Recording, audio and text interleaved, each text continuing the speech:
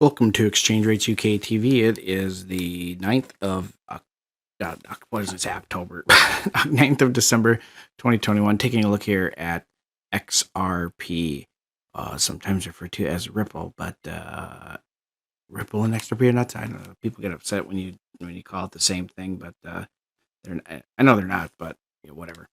XRP, Ripple.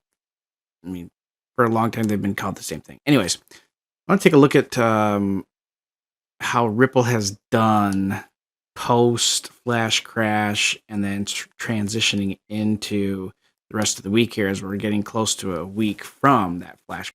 Of course, Ripple did have a pretty good bounce. It collapsed from that 96-cent level all the way down to, looking at the weekly chart here, all the way down to 57 cents before recovering the majority of that move, but still down quite a bit.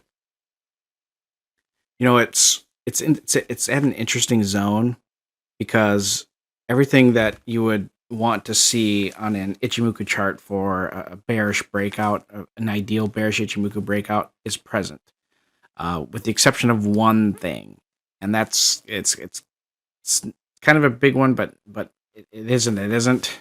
But those rules for the ideal bearish Ichimoku breakout are that future span A has to be below B, which it is. The close needs to be above the Tenkan-sen and the Kijun-sen. It is.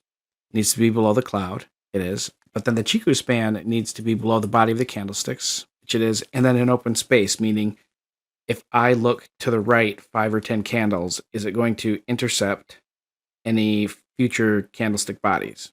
Absolutely it will. Yeah. So it's not an open space. And that is kind of the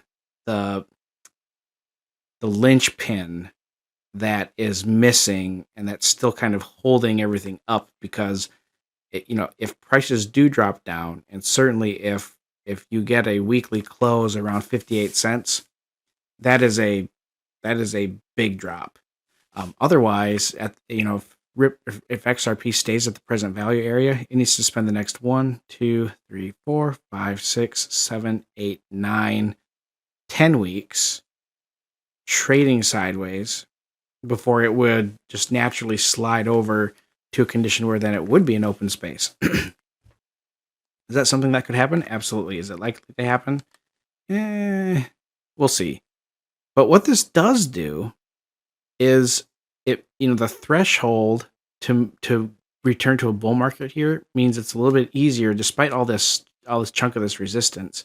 It is a little easier for Ripple to get enough momentum to push it higher and to experience a nice close.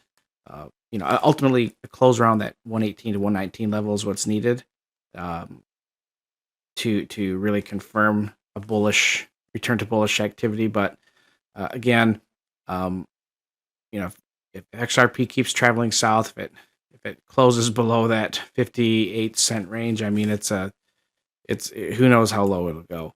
But that's just something to watch out for, and we'll keep an eye on it and update it as needed. From all of us here at Exchange Rates UK TV, thank you for watching. Please don't forget to like, comment, and subscribe.